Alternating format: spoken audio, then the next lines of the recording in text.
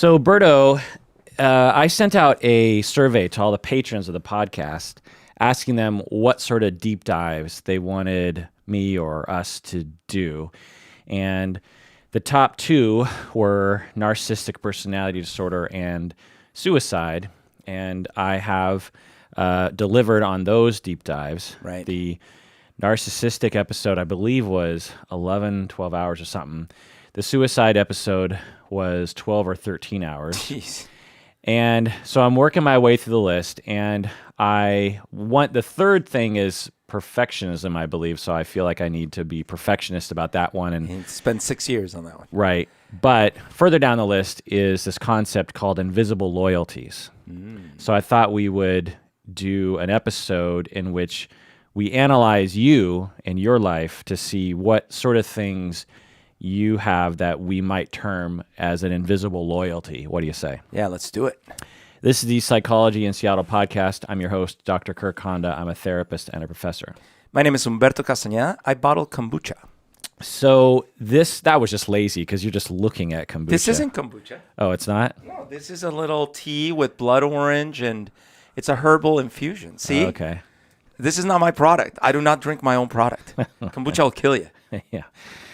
So invisible loyalty. So let me just explain the concept before we get into analyzing you, Berto. And feel free to ask questions as we go here. The concept of invisible loyalties was developed by a theorist in family therapy. His name is Ivan Bavava Drago. Yeah, some very unpronounceable, I think Hungarian last name, dash Nagy. It's spelled Nagy, Nagy. And everyone in my business, we just refer to him as Nagy. Because it's easier to pronounce and remember. The invisible loyalties concept was one of his most famous concepts. He lived from 1920 until 2007. He had a book in the 1970s titled Invisible Loyalties, and it became popular in the 1980s along with many other family therapy concepts. The idea is that we are all loyal to our parents. So it's a weird word, loyal, right? It like when I say loyal, what kind of things come up for you? Royalty. Loyal to the king. Yeah, military, family, brand. Loyal to a brand, yeah. Right. So I feel like either Nagy was taking a risk with this term, or he just had a different sense, or at the time there was a different sense of what loyalty meant. I feel like today loyalty has some bad connotations, like you shouldn't be loyal to things without thinking about it. Loyalty is... Blind loyalty might be a problem. Right. But if we think about it, loyalty is a good thing. You're loyal to your spouse. You're loyal to your kids. You're loyal to your organization as long as... your political party. You're loyal to your political party, which back in the old days, actually, well, I don't think it ever meant anything good. But anyway. Right. But what Nagy was talking about was, we get a lot from our parents. They give us love, attention, food, shelter. They protect us from predators. There's just so much, especially when we're very young, that our parents give to us. And in return, what we give back as children, because we can give love, but we can't really give that as much love. We can't give undying love, right? We certainly can't give shelter and money and food and all this, and even maybe even attention, because we're not mature enough yet. And it's not even, if we are giving hugs and things, it's not like we're doing it mostly because we want the hug. Right. It's not because we intuit the other person wants it. It's because it's actually something that I need. Support, so So it's mutual in that way, but it's sort of randomly mutual in some ways. Not that all kids are incredibly selfish, but it's developmentally normal for kids to not be able to give much back. But what they can give is loyalty, is what Nagy is saying. In other words, you can give back, you can obey their rules. Right. Like good kids in good families obey their parents. Right. It's something that any parent absolutely knows. But I feel like it sounds funny in today's world to say such a thing. Do you know what I mean? Yeah, right. It's like obey. Obey. You shouldn't make children obey, but it's Conform. like, yeah, you should let kids be who they are. And it's just like, okay, obviously you don't have kids. In fact, there's the whole Banksy obey meme. Right. Oh, the word obey has a lot of loyalty. Yeah, obey, loyalty. These are very bad terms. But any parent knows, like, you fucking better obey. You fucking need your kids to obey you. And if they don't, they literally could die because they don't eat. They walk out into the road. Right. They, play Stop playing with the cobra. Right. You need your kids to obey you. And kids don't necessarily know that it's life or death, but they feel like, I'm getting a lot from my parents. They give me so much. Okay, I'll give back. Right. Obedience.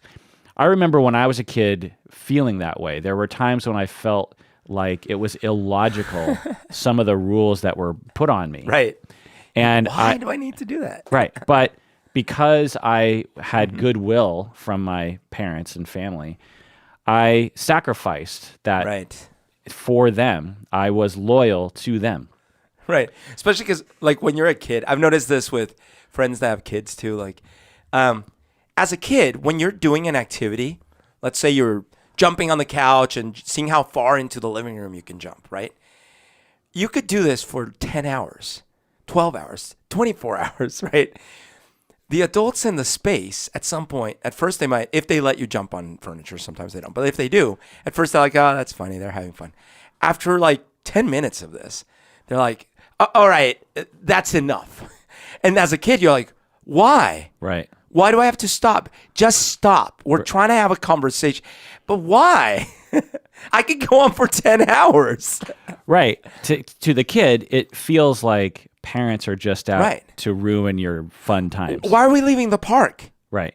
Well, we are because we have to go. But why? Yeah, why? Like, well, you have to go. Adult things, or just I am getting tired. Well, I'm getting annoyed right. with this process, So kids give back loyalty, and any parent who has kids or anyone who's around kids knows that this loyalty is very important. Obedience is very important.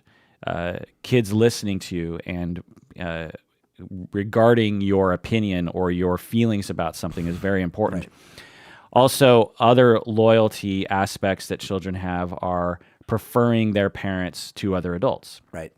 So, it's not just like, if another parent or another adult comes along and starts giving them love and attention and food. They're not interchangeable easily. Yeah, the kids don't just walk off with those people, right? They're like, well, I'm loyal to these two people. These two people are, the people I'm loyal to. And even if other people give me things, that's great, but I'm still loyal to these people.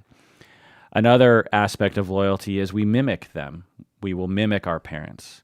Have you ever noticed that people walk like their parents? Oh, interesting. Have you ever noticed that? I guess I do walk like my dad used to walk. Really? It's so funny. As a kid, we'd go on the street or whatever, and I just remember my dad walking so fast, and I'd always have to try to keep up.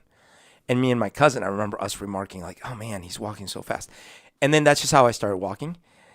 Nowadays, when I go walking with my dad, he's like, oh, slow down. Well, I have this weird fascination when I'm in public about identifying family members, particularly children and their parents, adult children.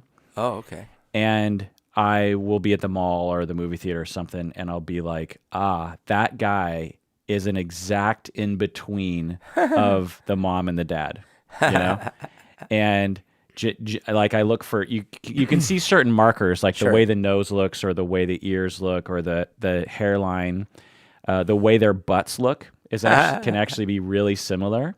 The way they walk, the sort of coloring of their hair, there's all these sort of markers that you can look to say, yeah, definitely that person is that person's offspring. Right. I hear if you analyze their DNA, you can also tell. Yeah. And the way people walk, the way people talk. I mean, everyone knows that there are times when especially if you have siblings, where people will say, "Oh my God, you and your brother laugh identically. You have the exact same laugh."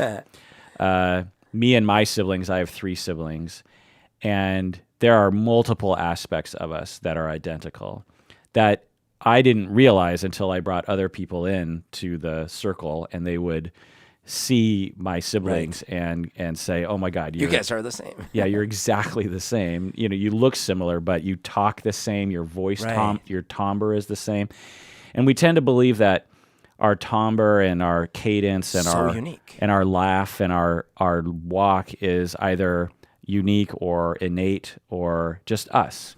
But all you have to do is look at kids and and families and realize, like, there's a lot of different ways to talk. There's a lot of different ways to laugh. There's a lot of different ways to cry, and people tend to mimic what they see.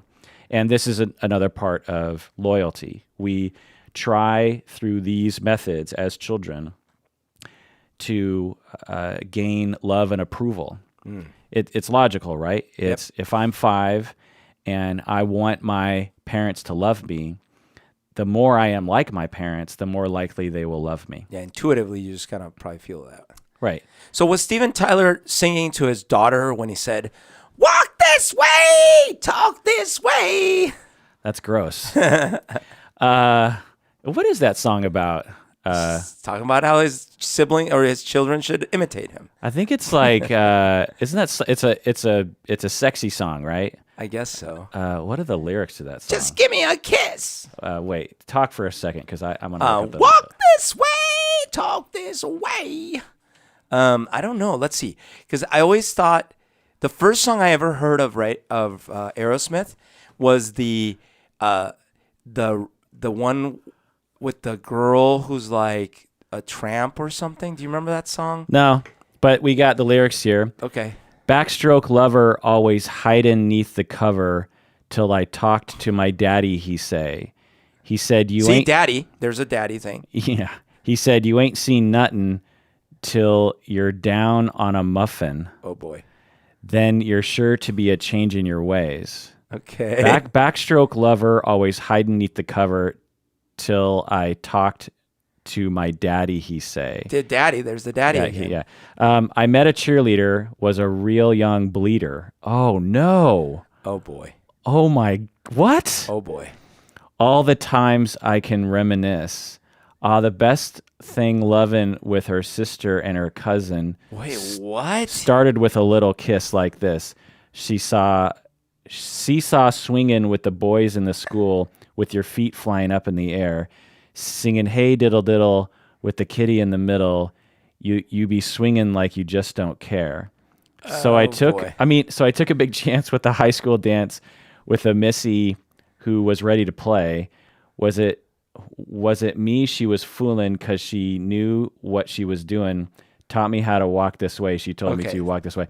I mean, I just want to say this line again. I'm surprised the internet hasn't highlighted this, because this is a popular song. Sure. Run DMC redid it, blah, blah, blah. In fact, this song completely kickstarted Aerosmith's career, which they became massive stars in the 80s and 90s. Right. And it was because Run DMC decided to do this song. Yeah.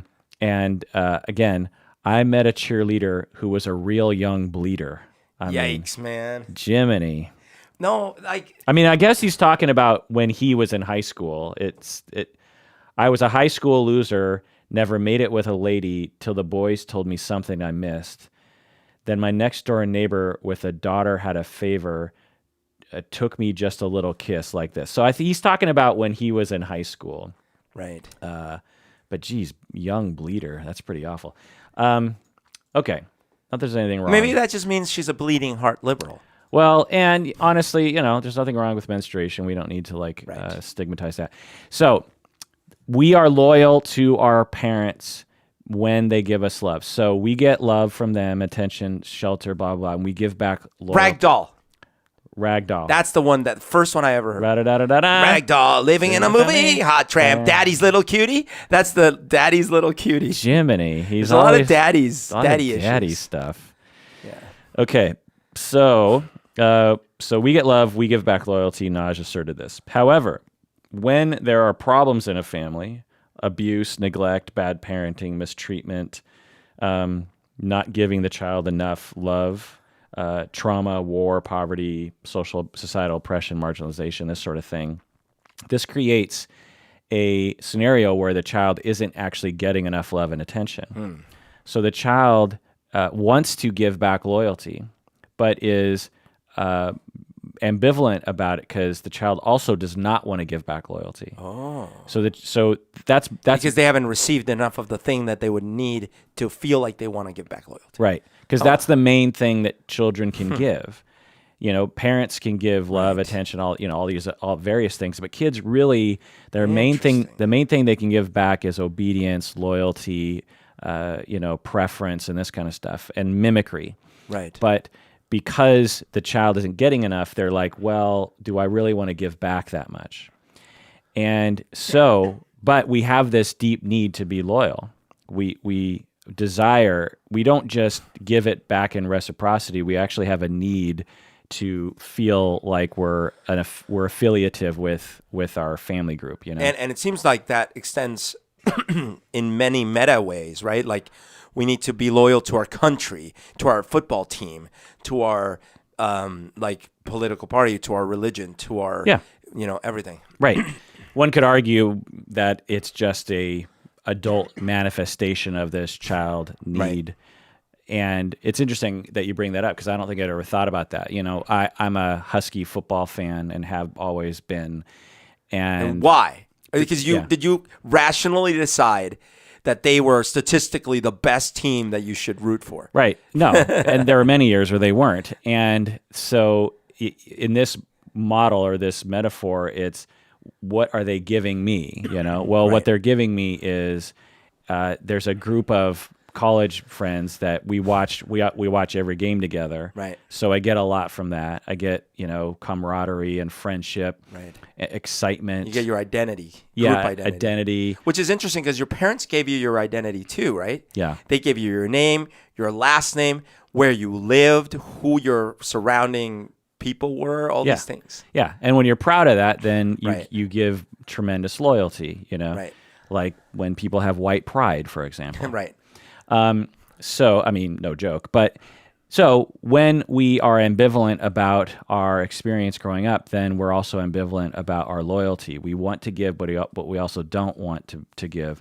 And so we express some of this loyalty through what we call invisible loyalty. Nagy used the word invisible. It's just another word for unconscious.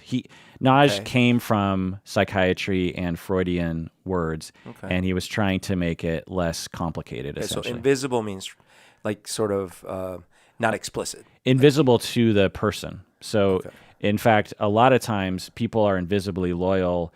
When people have invisible loyalties, people on the outside can see it, but they can't see it themselves.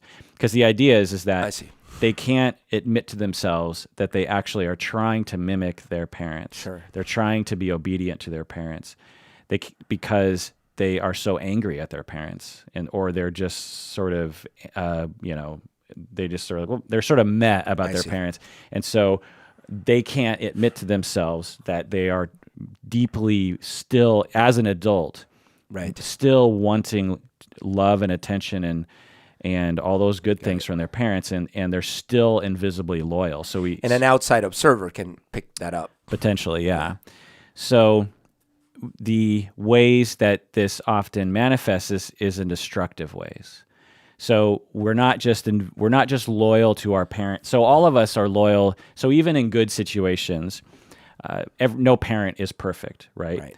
And so we will find ourselves being loyal to parents who, among aspects of them, that we would rather not be loyal. Right. We can't differentiate between good things and bad things about our parents. We're loyal to the whole thing. And so for example, every parent has had the experience of saying something to their child and thinking, "Oh my God, my parent used to say that to me." Right. And that's really depending on the experience, can be really horrifying. I become my mother. Right. I'm doing that thing. Yeah. And I hated it then, and I actually don't like it now, but I can't help myself but to do it. And the converse, when a parent, I guess if we didn't call it loyalty, if it was the unconditional love or whatever, you see it with the parents of even serial killers, like the interviews I've seen with Jeffrey Dahmer's parents, for example.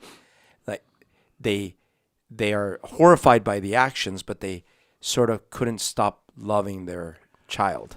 Yeah, which is really interesting. Yeah, I mean, I think it's a little different phenomenon, but I'm not similar. It's not necessarily, well, you could call it loyalty, but it's sort of like the converse, because you're saying that even if they wanted to, it's hard for them. So in this case, even if they wanted to be like, okay, you're a psychopath, so now I can't love you. It's hard for a parent to do that because they're like instinctually so drawn to loving their child. Yeah, well, and I would argue that Dahmer's parents should not fall out of love with their kid. Yeah, I'm not saying it's right or wrong. But the intuition would be like, well, no, I mean, he's a psycho murderer. Of course they stop loving him. Right. So if we're looking from child to parent, it's a similar thing. Right. People will have parents who are psychopathic or terrible, or to put it more down to earth in terms of clinical stuff that I see all the time is there are children who grow up in very chaotic families. Right. Divorce, drug addiction, abandonment, even abusive, right? And they'll still feel or act out loyalty. Well, and they will be deeply loyal. A common family therapy scenario is you have a parent who who sexually abused the kids, for example, and has been put into jail, and the kids they're stuck between. They have to figure out what to do with their loyalty. Right. So they either get super angry and like completely denounce that person, but deep down they're still invisibly loyal. Right. Or they're just overtly loyal to their parent and say like they shouldn't be in jail. This never happened. I see. It creates a situation where people have to deny. They have to deny something because they're not compatible. You can't love your parent and accept what they did. It doesn't make any sense to the brain, and so you have to choose one or the other. So you either accept it and hate them, or you deny it and love them, and that's a tough choice for people. And this has to do with loyalty. And actually, Nagy talked about split loyalties, which I won't get into. But anyway, so the idea goes, and I teach this concept in my family of origin class. So the idea goes, because we need our therapists to know how they are invisibly loyal to their parents. Okay. Because it will affect the way that they treat and react to their clients. Got it. So when you become like your parents, so to put this in very succinct terms, we become like our parents in destructive ways in an unconscious attempt to get the love that we never got from them. Okay. So that's the idea. Now, loyalty, before we get to you, Berto, can look different to the individual, but in essence, it can be the same. So, for example, let's say your father cheats on your mother, and it's complicated for you, and you're invisibly loyal to you have an invisible loyalty to your father, but you don't want to cheat on your spouse. So instead, you play a lot of video games. Okay. So in essence, it's the same. Because you're not giving the time or whatever, but right, and you're giving love to something else. I see. But it's not to a, So it doesn't have to be a one-to-one mimicking of the behavior. Right, but the essence will be the same. Or another common one is your mother criticizes you a lot, and you grow up to criticize everyone, but to you, it feels justified. Right. Another example is your parents are alcoholic, but you grow up to be sober, but you're incredibly distant, and you work a lot or something. As if you were an alcoholic. Right. So the essence is the same, but it looks different to you because that's what your mind does that to you to trick you into thinking you're fine, but you're able to express that invisible loyalty in an unconscious attempt to get the love from your parents that you never got. Got it. And of course, it doesn't usually work, but that's the idea. Because you're also not aware you're doing it in most cases. Right. It's sort of like a weird solution to a fucked up situation that ends up causing problems, Right. And this is also similar to the repetition compulsion that Freud talked about in the early 1900s. Okay, so before we get to you, Berto, let's take a break. What do you say? Let's do it.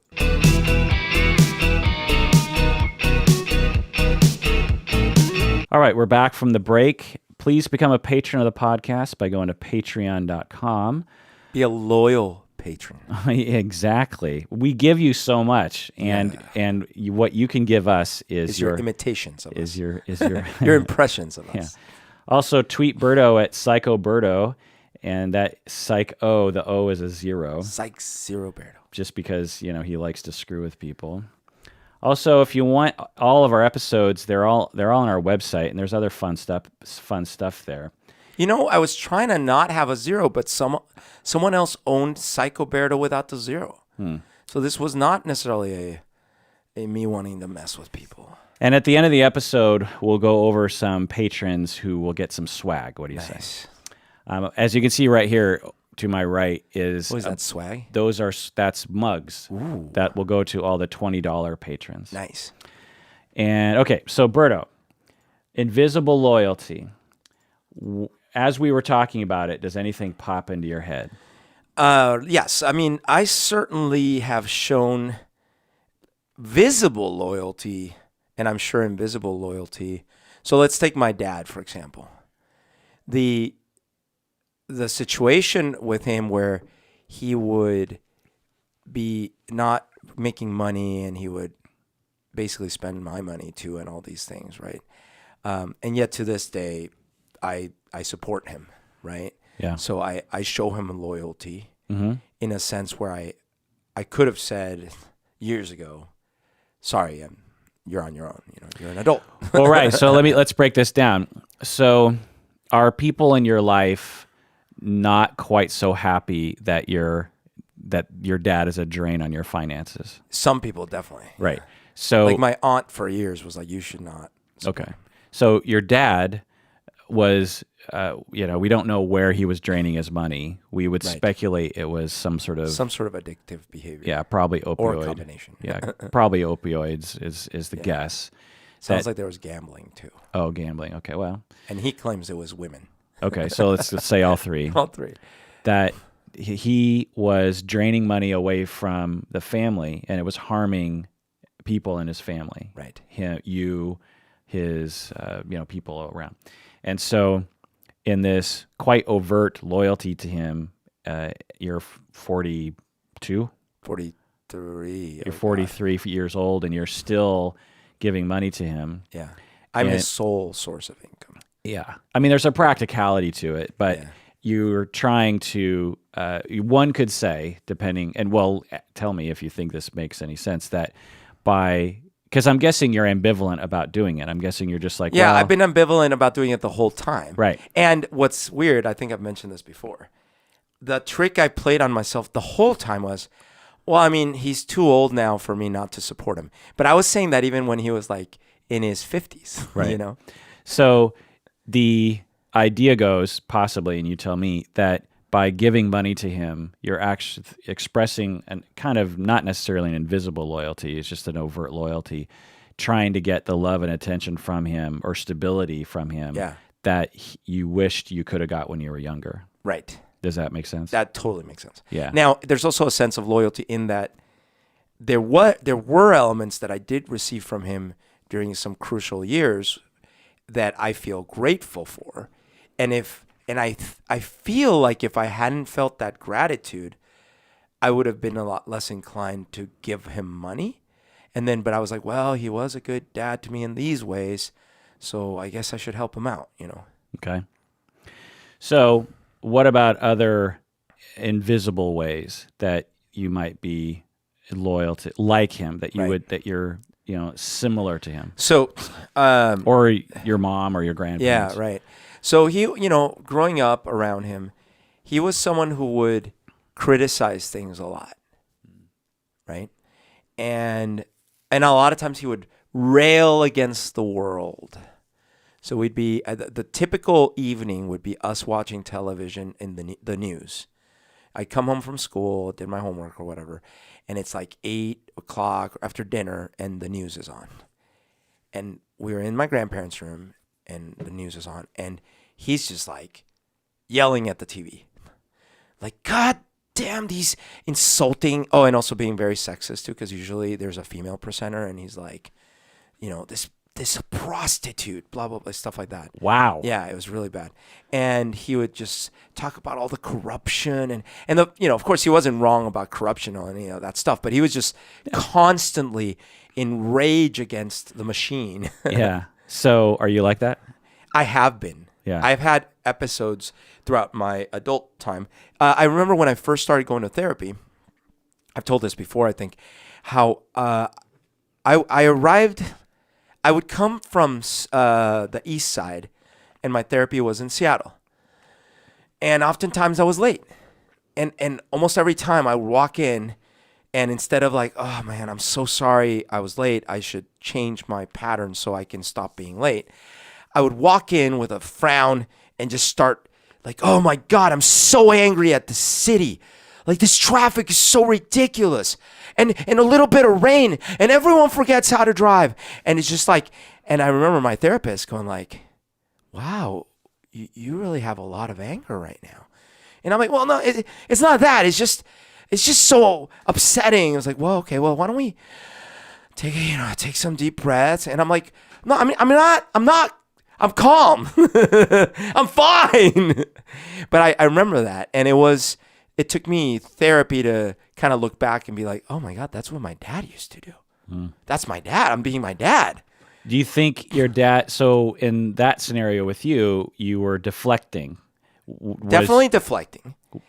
And relying on a common sort of mode. Right. And using something that's actually not technically inaccurate. No. Traffic is terrible. We should do something about it. Do you think your dad was deflecting from something? Yeah.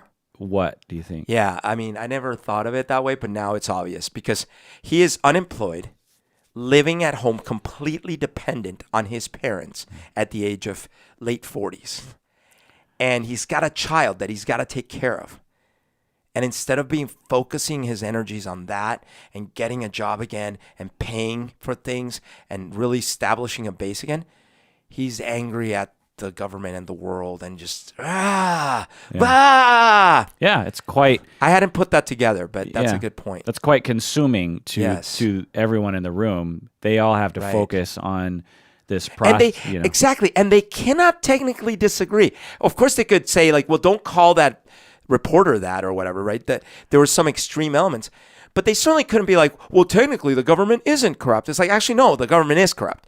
So he almost like, it's the opposite of it is a straw man in a way, but it's like instead of a straw man, you normally put it out there when you want people to attack the wrong thing. Yeah. And it's sort of like that because he's like, oh my God, look at this obviously bad problem. Isn't that obviously bad? Everyone, look at that, right? Yeah.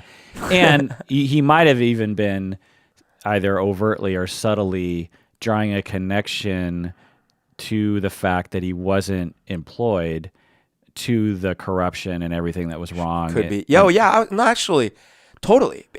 More than subtly, because so the superficial reasons why he lost his jobs, because clearly if he was under addictive terms, that might have been the real underlying cause. But the superficial reasons were that the hospitals were pretty corrupt. They used bad practices. It was poor sanitation. They probably were not following good procedures, period. It was probably unethical, all these things, right? So from his perspective, it's not his fault. He's just the whistleblower, right? Well, it's interesting because I've heard this story before, but looking at this angle, maybe he was really struggling with something while he was working in the hospitals in Bogota, Colombia, and he knew he was screwing up because of, when you're struggling with an addiction or gambling problems, it's hard to perform well. And maybe that's why he amped up his rhetoric about the hospitals having all these problems, because he was trying to deflect from what was really going on. Right. And you know what? Actually, that I can relate to this in there's previous times in my work life where and I had to identify this at the time. I remember being in a meeting and something I was working on, I can't quite remember, one of my areas I was behind on.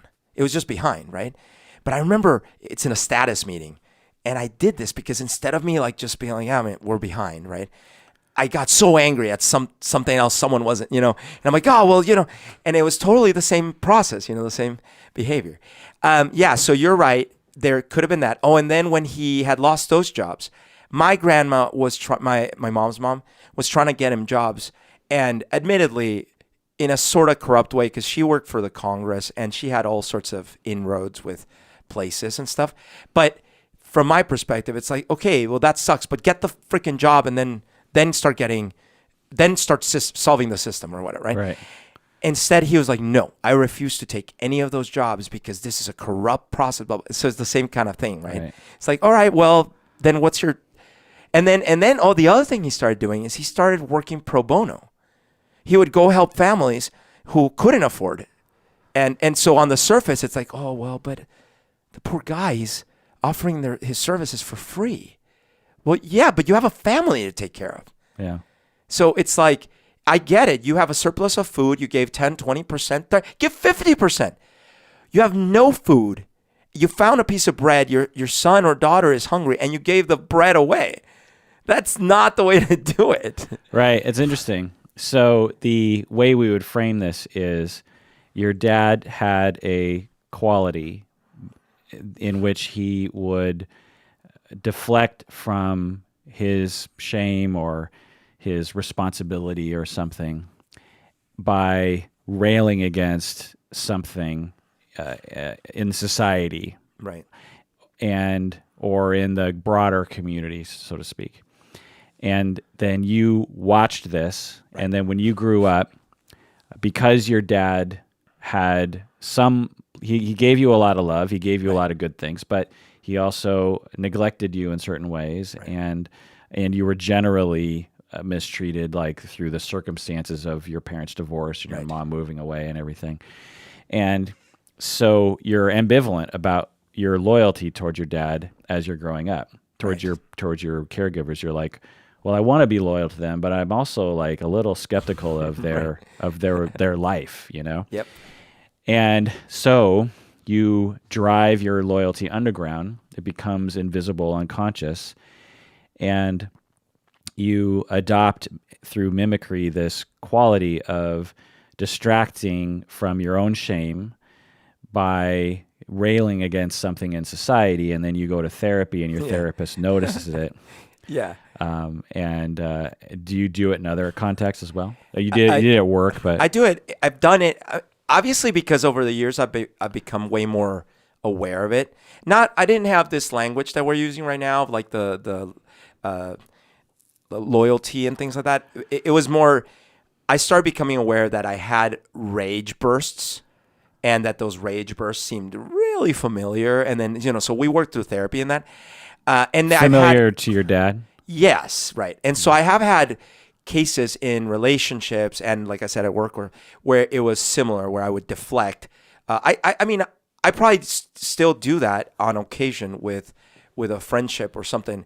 But it tends to be in more minor ways, not like a consistent major pattern, or in the case of my dad, in a life-altering way, right? Totally. Well, never had been for you. Right, yeah. Yeah, so the idea goes is that through your therapy and through your healthy efforts to establish secure relationships, secure attachments with various people in your life, through self-reflection, healing, exploration, you're just generally more healthy and healed, and therefore you have less of a need to be invisibly loyal. In those ways, right? Yeah, and you have less ambivalence about your loyalty to your dad. You're from the way I would characterize your loyalty to your dad now is that because you've seen us, right? Right, and I've heard you talk about him on the podcast and stuff. Is one of realistic love for him. Right. Like you're not busted up about your love for him. Right. And you recognize that he screwed up and still continues to.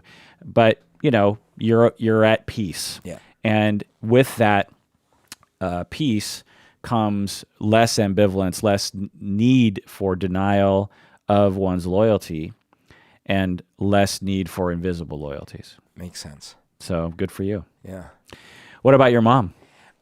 So we can definitely go there. I was going to touch on my uncle as well. Okay. Because this is the uncle that I think I've talked about in the podcast before, where 10 years ago, 10 years ago, I had basically a lot of ideas in my head, a lot of startup ideas, all these kinds of things. And at the same time, he was going into business on his own too. Yeah. And he's an inspiring, charismatic person, and he can really make you believe in that he's after something. And so I believed him. I've met him. And he's my uncle. I met him. Yeah. He's a very, I mean, so the bad way to put it is that he's very in your face. Yes. The good way of putting it is that he's very charismatic, and he takes interest in people. Right. And he seems genuinely like good-hearted. Right. And nowadays, you don't Actually, now that I think about it, he's like sort of an exaggerated version of you in some ways. Right. Well, and no mistake why I am. Yeah. There's the loyalty. There's the imitation, right? Right. So did you grow up with that uncle a lot? Oh, yeah, because he was my second dad, essentially. Oh. Out of my uncles, I spent the most time with him. Interesting. He taught me, along with my dad, but he was the only other adult who taught me how to drive. He's your mom's brother. He's my mom's brother. Yeah. And him and I would go running together. He's the one who taught me how to run, really. We would do workouts together. He taught me how to drive, and he was so fun. Yeah. He was so engaging. And when he was younger, so the way you see him now, he's been beat up a lot by the world and by his mistakes. But before he hadn't quite been, right? So it was all that charisma and everything in a younger package that hasn't been beat up by the world. So you would really believe him, like, wow, he knows what he's doing, like this makes sense. Yeah. Plus I was a kid, right? I'm a teenager. And so I looked up to him a lot. I copied his sense of humor. I copied his mannerisms. One thing he would do is he would call people by different little nicknames and stuff. And I totally took that up. And just the way his mannerisms with his hands, how big he talks, all this is more him than my dad. That's so funny. Like, you didn't mention this when we went to Colombia. Yeah, I didn't. I mean, I don't often talk about it, but that's the case. Yeah. So when I met him, stupidly, I didn't even think that I needed to know Spanish. I've talked about this before. Yeah. When I went to Bogota, and I right away realized, my God, almost no one speaks English, including everyone in Humberto's family. Right. And so I started just kind of adopting this stance of like, well, I guess I'm just going to be this silent foreigner in the room as everyone's talking Spanish, right? Right. I'm just like, I don't want to bother people to have to tell me in English what's happening. So I'll just be a fly in the wall, and I'm cool. And so I just sort of would kind of tune everyone out to some extent. Right. Also, another thing was, when people did try to speak English to me, I didn't understand what they were saying. Because it's the accent. It's so accented, And so I also was just like, let's just not bother. So I just tried to blend in. And I think it's like day 2, and your uncle, what's his name again? Tito. Armando is his name. Tito.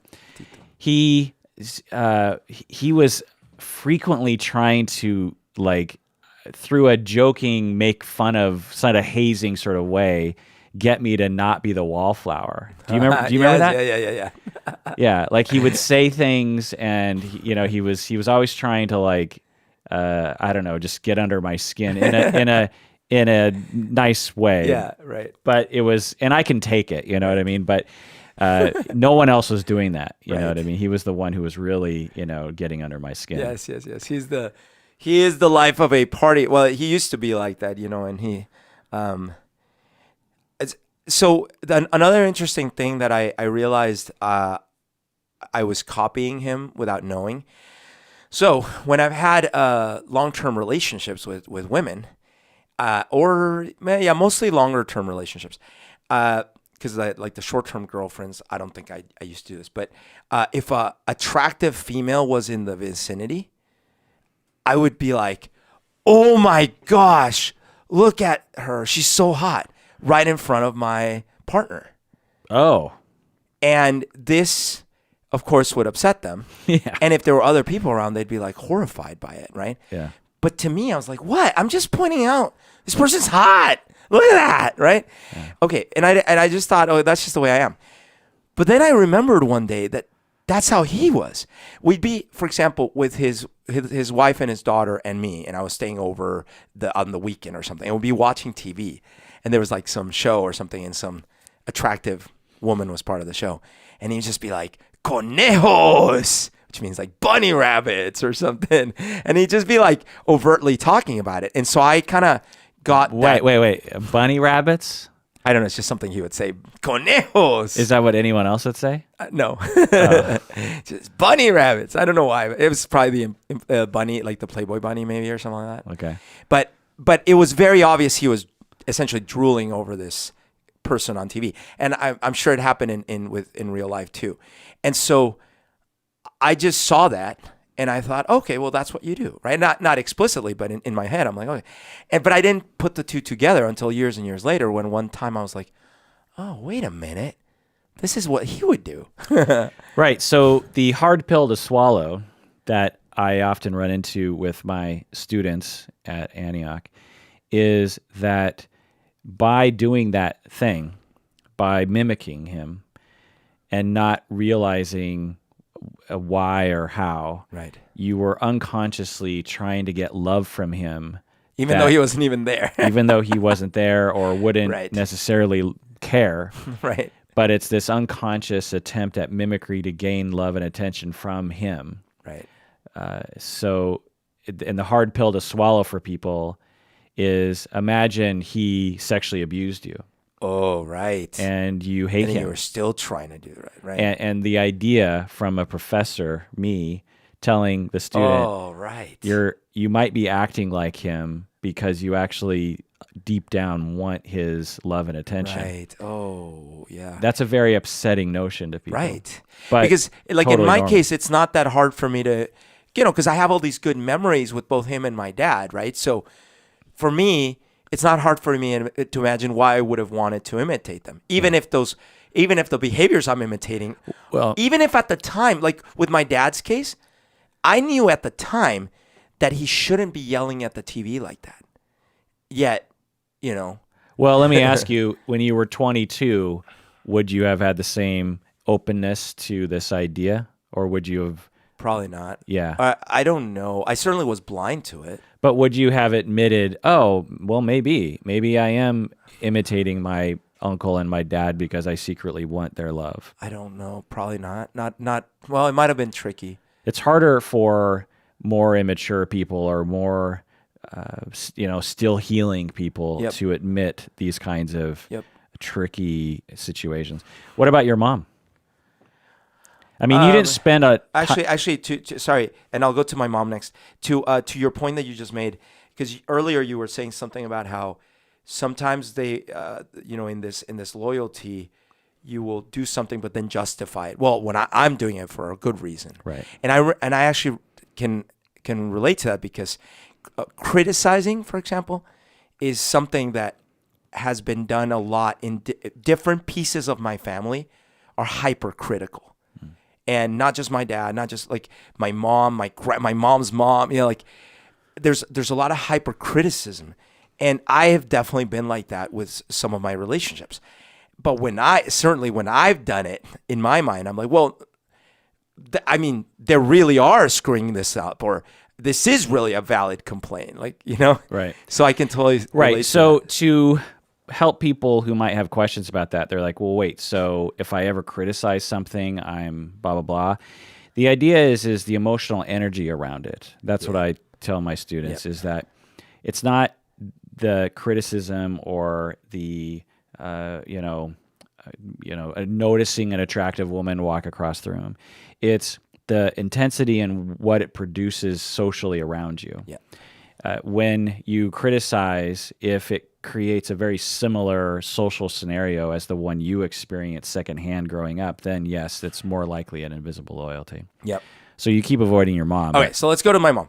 All right, so this one is definitely the trickiest because you didn't spend as much time with your mom growing up as you Right. did with your uncle and your dad. That's right. Because she moved to the United States. Well, she moved from New York, from Massachusetts to Tacoma, right? She crossed the country as far as she could. And then you and your dad moved back. Isn't that weird? Like literally the opposite extreme. Right. So you and your dad and your mom were living in Massachusetts. Okay. And your mom moved. Moved to Tacoma. Yeah. I went to Columbia for a year, and then moved back with my dad to New York for 2 years, or almost 2 years. And then he moved back. And then I moved back again to Columbia by myself, and then later he moved back. Okay. So it was kind of a Yeah. ping pong. So you lived with your mom from 0 to what? Like 0 to almost 3, I think. So you didn't, and then you moved back in with your mom when you were 15. When I was 15.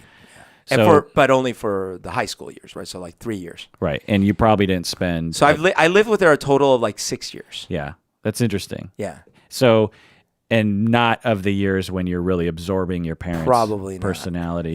Yeah. So is there anything you can say there? Yeah, I mean there are aspects, but it is but when I look at it through this lens, it's super interesting. Because for example, there are things that my mom does really well that I wish I did as easily as she does.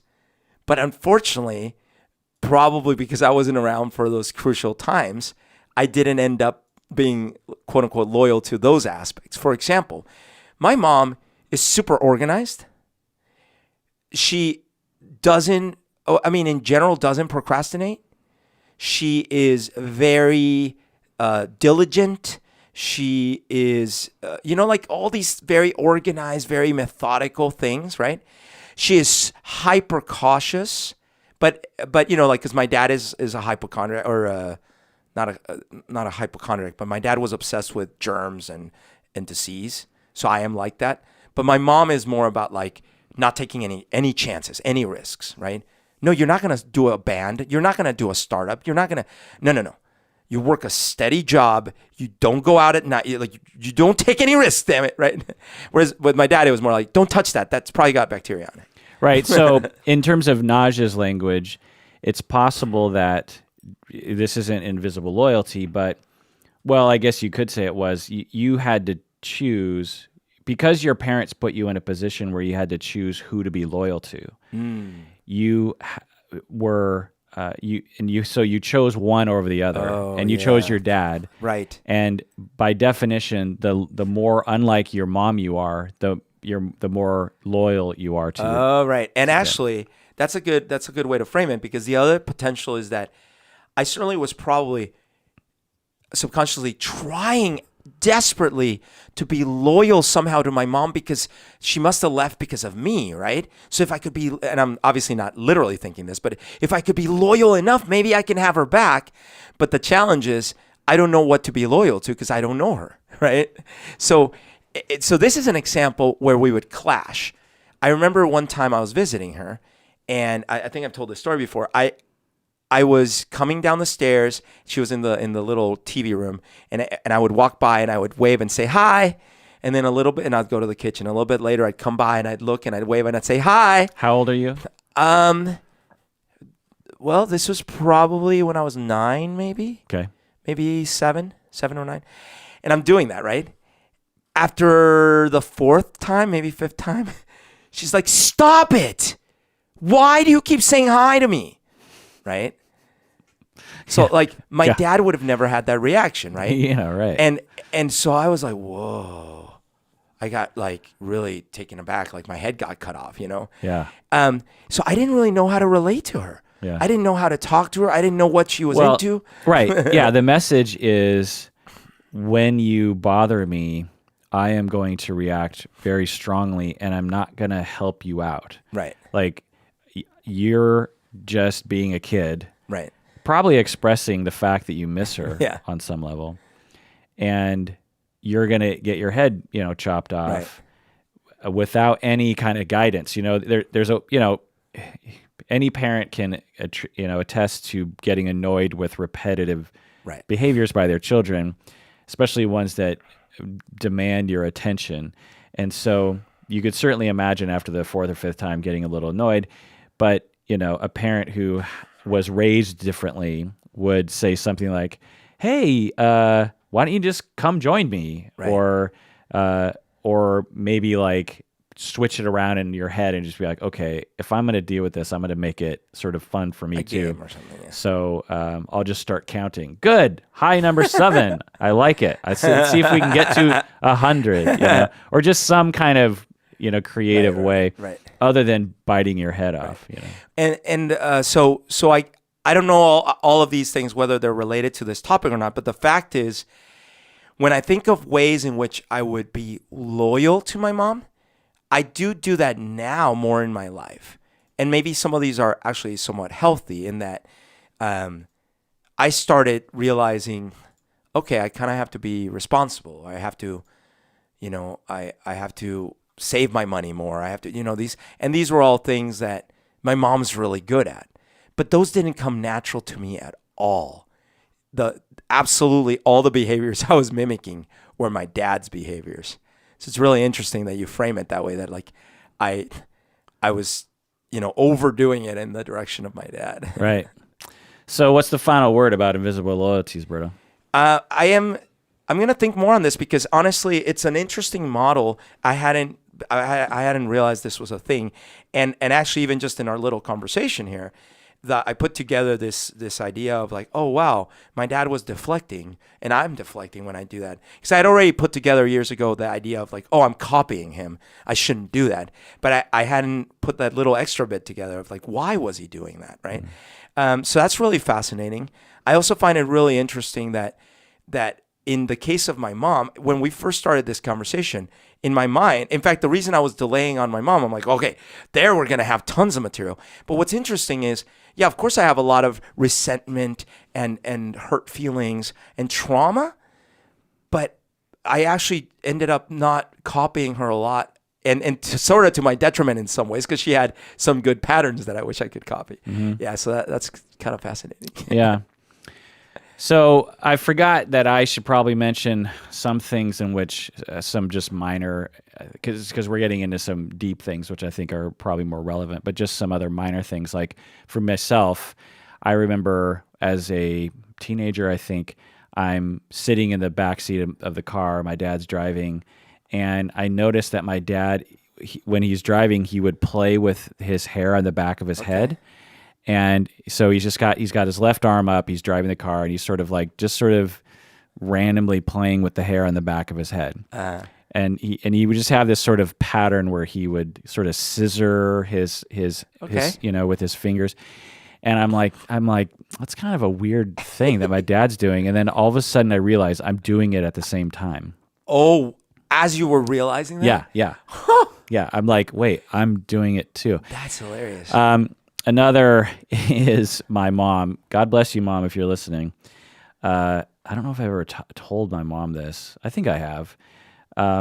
Anyway, so when I was a kid, my parents were extremely adamant about me finishing the food on my plate.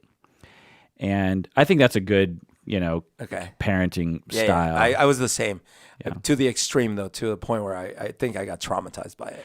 Well, so when I would, as a young person, I'd be like 6 or 7, I would have a really hard time eating certain like beef if it was real gristly. Oh yeah, because you got to chew forever. Yeah, and I have like this really fast gag reflex. Oh God. And so I would try to swallow it, and it wouldn't go. And plus, like I was never one of those kids who would like give the food to the dog or throw the food out. Like I could have easily faked it, but you wouldn't. Yeah, I could have gone to the bathroom, spit it in the toilet, but that just never occurred to me for some reason. And so my mom was one of the main people who enforced this rule. And again, I think it was a good rule overall, but there were a few moments, say a handful of times when I was a kid where I was left at the dinner table by myself, just, Me too. Just trying to, oh my God, just trying to choke down like. Oh, I have traumatic memories of that. Yeah. So, and in terms of like mistreatment, I would say this is just normal kind of childhood living. But I always thought like, man, my mom, and my dad, they have this really huge ethic on finishing your food, and it's very important to them. And I think, it's a good quality. Anyway, I'm at a funeral or a reunion or something, big family event. There's like, I don't know, 100 family members at this restaurant. I think it was a funeral, actually. This is like 15 years ago. And I can hear my mom talking to one of my one of my extended family members kind of behind me. I can overhear her conversation. And at first I'm like, oh, that's interesting. And I was, wait a second, what is she talking about? She was talking about, she says something like, when I was a kid, my parents were so big on me finishing my food. Oh, wow. It was so annoying. And there were times when I would be at the dinner table, all my older siblings are excused from the table. I'm sitting there by myself trying to choke down this meal. Just copying verbatim what you would have said. And I couldn't stand it. It was the worst. And I'm like, what? Like, one, she had never said that, and two, if you hated it, why would you recreate that? Right. So that's an example of invisible loyalty, right? Again, if my mom's listening, I don't hold it over you. I think it was probably a good decision. If the only consequence to my life now is that when I eat out, I can't just eat part of my plate. I have to finish the whole thing, and that doesn't always do well for dieting. But I think the good qualities that I acquired from this parenting practice was one of not being picky, and also realizing that I'm a part of a bigger picture. Like, just because I don't want something doesn't mean that I get to have what I want. It's basically like anti-spoiling kind of behavior. Because if you let kids dictate everything about their food, any parent will attest to, your entire life will be dictated by their whims, because they're not hungry one moment, they're hungry the next. They hate this one food, they want this other food. Like, if you don't draw the line with kids somewhere, your entire life will be screwed, and you'll raise a kid who feels super entitled. And so I think this is part of that effort. But anyway, hearing my mom talk in the exact same tone about her experience as I had was very shocking to me. Oh my God, that's hilarious. There was, by the way, there's a story that I just realized is me imitating my dad when I was little. That's super, you'll see why it's so weird, so funny. When I was around maybe 7, 8, let's say, right? 7 or 8, I would be so upstairs in our house, I had my room, and then next to it was something they called azotea, which is where you would go sit and get some sunlight, because it had like a glass ceiling sort of, so you would get some sunlight. And then in front of that was our main bathroom. That was the bathroom where everyone took showers. So a lot of times I'd be playing around there. And then whenever my dad was, not all the time, but a lot of times when he was taking a shower, I would hear like this kind of sound with a little bit of splashing water, something like, right? And I always wondered, that's what, I wonder what is that part of the showering process? And I didn't know what it could be. And so when I would take showers, what I would start doing is because in my head, what I realized was, I know what it is. This is probably a way to get water off of your body while you're showering, so that by the time you're done showering, you don't have to dry yourself as much with the towel. So your towel stays drier. So when I would take showers at that age, I would slap water off my arms and off my legs like this. And I always thought, that's so clever. That's how you get water off of your body. You should tell that story. I mean, God bless him, but one day he's going to pass on. You should tell that story at his memorial. Oh God. Oh my God. Oh. That is hilarious. Okay, so let's give out some swag to some new patrons. We have Kate from Pennsylvania, Northampton, Pennsylvania. These are all new patrons. We have Liza, who didn't have address, so I can't send you swag. We have Miston. That's kind of a cool. Oh, Miston. Yeah, Miston. Miston from Pantego, Texas. We have Carol. Misting you since you've been gone. Away. I've been misting you. We have Carol from Omaha, Nebraska. We have Melvin, but Melvin didn't have an address here, so we can't send swag. We have Robert from Edmonton, Alberta. Oh, wow. We have Yolanda from Downey, California. We have Jessica from Winthrop, Massachusetts. Alexander from South Euclid, Are all these new? Ohio. Yeah, these are all. Wow. These are all patrons of the past few days. That's crazy. Peter from Hungary, I believe. HU. It's probably Hungary, right? Probably. That's great. Melissa from Marshall, Minnesota. Oh, my sister. That's a lot of potatoes, man. My sister used to live in Marshall. We have Keith. Is that what We Are Marshall is from? Maybe. We have Keelan from Great Britain, Stirlingshire, Falkirk. Falkirk. I feel like that's a. Tommy from San Diego, Jill from Sussex, East Sussex. Wow, it's all over the place. Valerie from Dell City, Oklahoma, and David from Simpsonville, South Carolina. That's crazy how much variety we see here. Yeah. All over. Yeah. All over. No one from North Korea, which is kind of weird. Actually, wait. You said it's kind of weird. Yeah.